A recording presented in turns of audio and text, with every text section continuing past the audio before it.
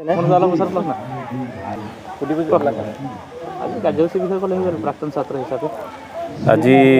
যেহেতু ত্ৰিবেণী প্ৰাথমিক বিদ্যালয় এই বিদ্যালয়ৰ আজি আমাৰ যেটো শিক্ষাগুৰু সূৰ্য কুমাৰ স্বৰ্গীয়াৰী আৰু তেখেতৰ সহধৰ্মিনী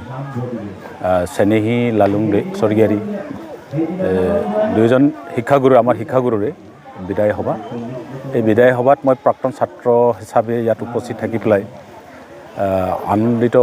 লাভ কৰিছোঁ লগতে দুখো লাগিছে আজিৰ তাৰিখত কাৰণ শিক্ষক হ'ল ৰাষ্ট্ৰৰ মান আৰু লগতে মানৱ সম্পদ গঢ়াৰ খনিকৰ কিন্তু এই খনিকৰ শিক্ষকসকলক মমবাতিৰ লগত তুলনা কৰা হয় কাৰণ মমবাতিটো নিজে জ্বলি যেনেকৈ পোহৰ বিলায় ঠিক তেনেদৰেই এই ত্ৰিবেণী প্ৰাথমিক বিদ্যালয়ত সুদীৰ্ঘ ৪৫ বছৰ মাননীয় আমাৰ শিক্ষাগুৰু পৰম শ্ৰদ্ধাৰ শ্ৰীযুত সূৰ্য কুমাৰ স্বৰ্গীয়াৰী ডাঙৰীয়া আৰু তেখেতৰ সহধৰ্মিনী স্নেহী লালুং বাইদেৱে দুয়োগৰাকী সৰ্বোচ্চ ত্যাগ কৰি পেলাই এই ৪৫ বছৰ ধৰি পেলাই ইয়াত শিক্ষকতা কৰি পেলাই এই অঞ্চলৰ ছাত্ৰ ছাত্ৰীসকলৰ যথেষ্ট শিক্ষা গ্ৰহণ কৰাত যথেষ্ট অৰিহণা যোগাইছে আৰু তেখেতৰ ৪৫ বছৰ পিছত তেখেতৰ যিহেতু চাকৰি নহ'লেও তেখেতে যিটো পঢ়ুৱা ছাত্ৰ আজি সুদূৰ আমেৰিকা নিচিনা জেগাত এজন আৰক্ষী বিষয়া উচ্চপদস্থ আৰক্ষী বিষয়া আছে কৰ্মৰত আৰু বহুতো ছাত্ৰ ছাত্ৰী শিক্ষকতা কৰিছে চাকৰি পালে শিক্ষকতা আৰু সেনা বাহিনী পুলিচ অন্যান্য বিভাগত বহুতে চাকৰি পালে বহুতো সমাজকৰ্মী এই বিদ্যালয়ৰ পৰা ওলালে ময়ো এজন এই বিদ্যালয়ৰে এজন প্ৰাক্তন ছাত্ৰ ময়ো ইয়াতে অধ্যয়নৰত কিন্তু বিদ্যালয়খন আজি চৰকাৰীকৰণ নোহোৱাত আমি প্ৰাক্তন ছাত্ৰসকলে খুব আজি দুখ প্ৰকাশ কৰিছোঁ আৰু কি কাৰণে নহ'ল সেইটো আমি বিবেচনা কৰিব যোৱা নাই কিন্তু আজিৰ তাৰিখত মই এটা আহ্বান জনাইছোঁ চৰকাৰৰ প্ৰতি যিসকলে তাৰমানে সুদীৰ্ঘ বছৰ ধৰি ইমান বছৰ ধৰি এই বিদ্যালয়ৰ লগত মানৱ সম্পদ গঢ়াত যিটো সহযোগ দি আছে তেওঁলোকৰ যিটো অবৈতনিকভাৱে তেওঁলোকে আজি অৱসৰ গ্ৰহণ কৰিব লগা হ'ল তেখেতলোকৰ প্ৰতি যাতে চৰকাৰে এটা কিবা হৃদয় এটা শুভ চিন্তা কৰে এটা যেনেকৈ বহুজনক তাৰমানে অৰুণোদয় আঁচনি বা বিভিন্ন আঁচনিৰ দৰে যে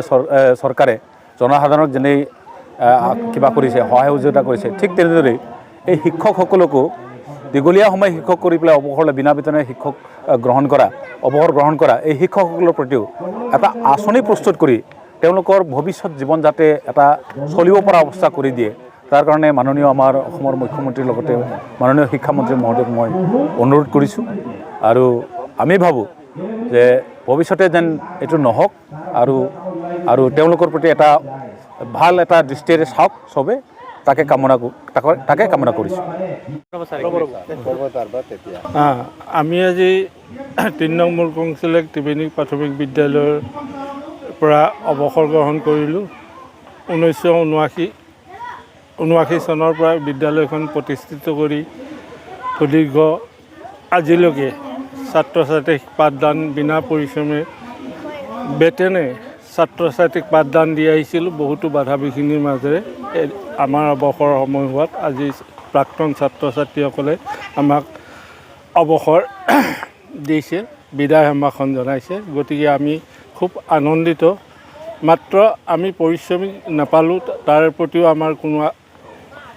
আক্ষেপ নাই কিন্তু ছাত্ৰ ছাত্ৰীসকলে যে জ্ঞানৰ পোহৰ পালে এইখিনি কথা ভাবিয়ে আমি খুব আনন্দিত হৈছোঁ গতিকে চৰকাৰে অসমত যিবিলাক এনেধৰণে 40-45 বছৰ খাটি থকা শিক্ষক শিক্ষয়িত্ৰী আছে তেখেতলোকৰ জীৱনলৈ উন্নতি অহাকৈ সেই বিদ্যালয়বিলাক প্ৰাদেশিকৰণ কৰি ছাত্ৰ ছাত্ৰী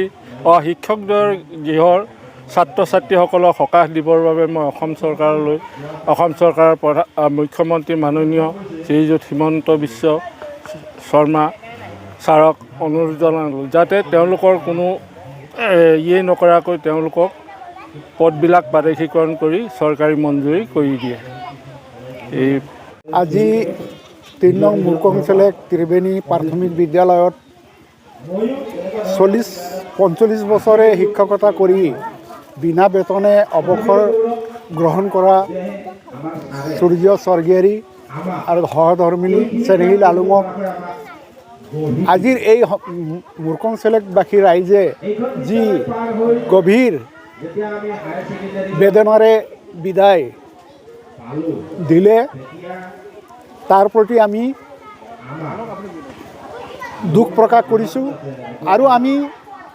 ময়ো তেনেধৰণেৰে এজন শিক্ষক 21 চনত ময়ো অৱসৰ গ্ৰহণ কৰিছোঁ। আমি অশেষ চেষ্টা কৰাৰ পাছতো অসম চৰকাৰে কোনো ধৰণে আমাৰ এই শিক্ষকসকলৰ প্ৰতি তেখেতসকলে কোনো ধৰণৰ ব্যৱস্থা নল'লে। সদশেষত আমাৰ জিলাৰ পৰাই মাননীয় শিক্ষামন্ত্ৰী ডক্টৰ ৰণোজ পেগু আছে, মাননীয়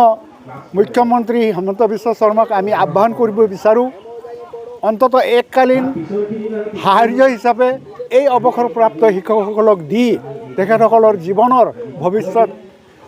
শেষৰ জীৱনৰ ভৱিষ্যতৰ কাৰণে সকাহ এটা দিব বুলি আশা কৰিছোঁ, যাতে যেন আমাৰ অকল ত্ৰিবেণী স্কুলে নহয় বা বালিজান LP স্কুলে নহয়, অসমত বহুতো এনেধৰণৰ শিক্ষক আছে। সেই শিক্ষকসকলৰ প্ৰতি উপযুক্ত এটা এককালীন সাহাৰ্য দিয়াৰ ব্যৱস্থা চৰকাৰক কৰিবলৈ মই এই চৰকাৰক আহ্বান জনাইছোঁ। ধন্যবাদ।